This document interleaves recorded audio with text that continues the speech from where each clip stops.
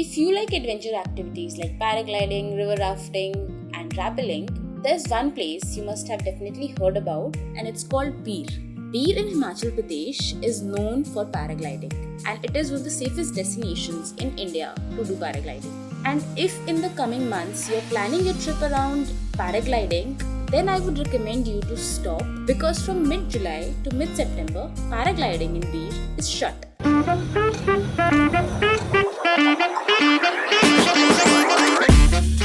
Welcome back to my channel. I'm Priya, and today I'm taking you to Bir, but in the off-season, and what all you can do apart from paragliding.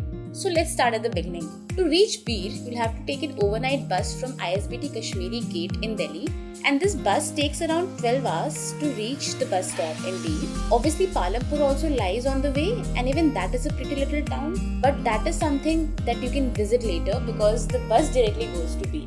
Now on this trip, I was traveling alone. Let me correct that. I started alone, but on the bus, I met another solo traveler, and her name is Shweta. And coincidentally, she was not only traveling to Bir, but she was also staying in the same hostel that I had booked and in my exact same dorm. How cool is that?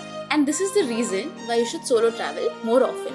Now, once we both arrived at our hostel and checked in and everything, we were pretty hungry, and the first place we decided to go was the Silver Linings Cafe.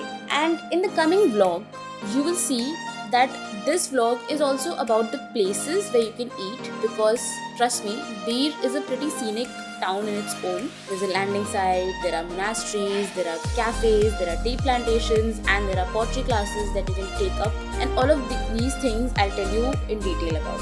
First, the cafe. So Silver Lining Cafe is more like a little hut sort of thing, situated in a pretty garden area, and it's near the landing site. At the Silver Lining Cafe, we had their fluffiest pancake with Nutella and double espresso shot cold coffee along with cakes. All of it was pretty amazing, and this cafe is definitely recommended 5 out of 5, and I think almost every traveler who heads to Bir definitely goes there once. We went there twice, so highly recommended. And the cost for 2 people here is around 600 to 900 rupees, which is pretty reasonable because the food is amazing and the vibe is also amazing. Next up, after going to the cafe, we decided to go to the landing site in the evening. Now, when the paragliding happens during the on season, basically rest of the year, landing site is where people who are flying and doing the paragliding land, obviously. But since there was no paragliding happening, in the evening around sunset time, everyone gathers in this green vast meadow and just sits down and just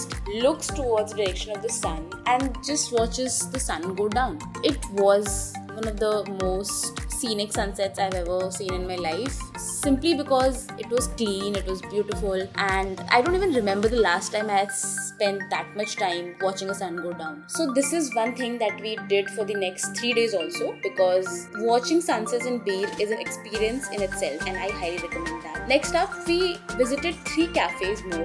One was Awas Cafe. It serves excellent dosa, sambar, South Indian basically, and the best part about this cafe that they have their own masalas, their own recipe, which is authentic and wholesome, and they just do their own mix. They also start every meal with this sweet little surprise wherein they serve chana with rasam, and it's an appetizer, and it's just so wholesome that I would have gone back for that specific appetizer again and again, but we did not have the time. Now, the cost for 2 people at Awas is around 700 rupees. So yeah, pretty reasonable. Next up, visited Musafir Cafe. Now, Musafir Cafe had the yummiest jamun iced tea, aloo parathas, and mint iced tea. These are the things that we tried, but since it was recommended from friends, everyone loves their hot chocolate. Now, the reason we did not have the hot chocolate was obviously because we went there for breakfast. If you try it when you go to Bir, let us know in the comments how did you like it. The 4th place that I would highly recommend is called Cloud Door Cafe. Now, this is not near the landing site. The other 3 cafes that I mentioned, Silver Lining, Awas, even Musafir,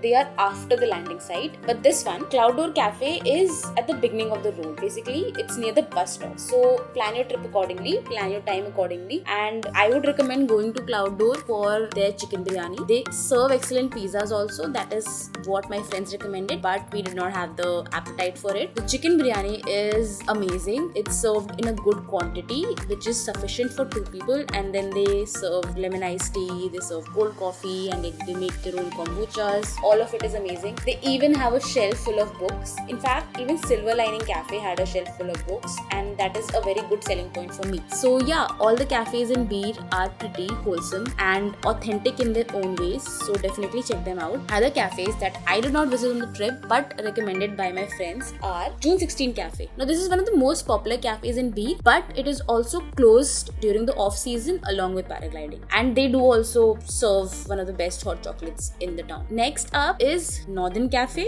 Gliders Bis area, Ara Cafe. Ara Cafe is particularly known for the Himachali Thali, and Garden Cafe. So if you are going to Beer, apart from the 4 cafes that I mentioned, you can also check out these cafes, and I'll mention all of this in the comments, so don't. Well, this was all cafes in Beer. One of the most underrated activities that people tend to ignore when they go to Beer is going to Andretta. Now, Andretta is a small place near Palampur. It's basically a village wherein there's a workshop happening, there's a pottery class happening, there's an entire ecosystem where people take up pottery for 3 months and apprenticeship and stuff like that. But if you are going just for a day like we did, you can stop there and take an hour-long workshop, and that costed me around 600 rupees, and it was worth it because you sit on the potter's wheel, you kick the wheel, and you get your hands dirty and you make art yourself. I mean, according to me, making pottery is akin to art. And since on this trip I was itching to try something new, pottery workshop in Andretta was perfect for me. And they have their own shelves and collections of beautiful glazed coffee mugs, all of it made in their kiln. So definitely check that out, and you can spend around 3 to 4 hours at the pottery workshop easy. After pottery workshop, the next place that we went to is the Wah Tea Estate. Now Wah Tea Estate is where they have a plantation, they have their own tea room, and they have their own tea tasting sessions. I tried the tea, sampled all of the different varieties of tea, and which is something that you can do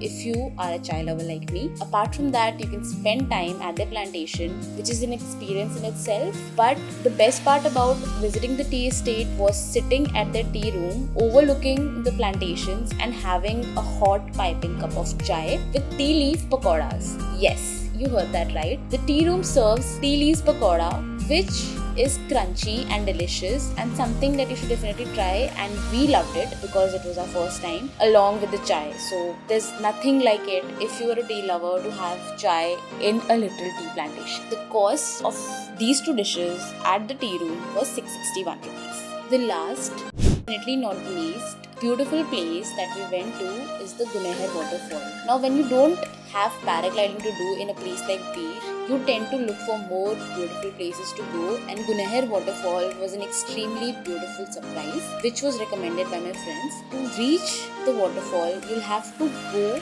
via the village, and it's a short trek. It's a short trek through the village. It's a little steep, so take your time, carry water bottle and everything. And the waterfall itself is at a height of 100 feet, and it's just pure bliss. It's surrounded by trees, it's surrounded by hills, and the water cascading from the waterfall is a beautiful sight. The only problem we faced were tourists taking a bath in the waterfall, which is never a good sight, but we enjoyed ourselves nonetheless. So yeah, that was the entirety of our trip to Beer. A beautiful experience nonetheless, because it's all green and it's raining and mountains just come alive, because you just feel that दूर का पहाड़ पानी में धुल सा रहा. That is how I'll sum it up. See you in my next vlog. Thank you for watching. Subscribe, like, share, comment. Just share your feedback. I would love to listen to all of it.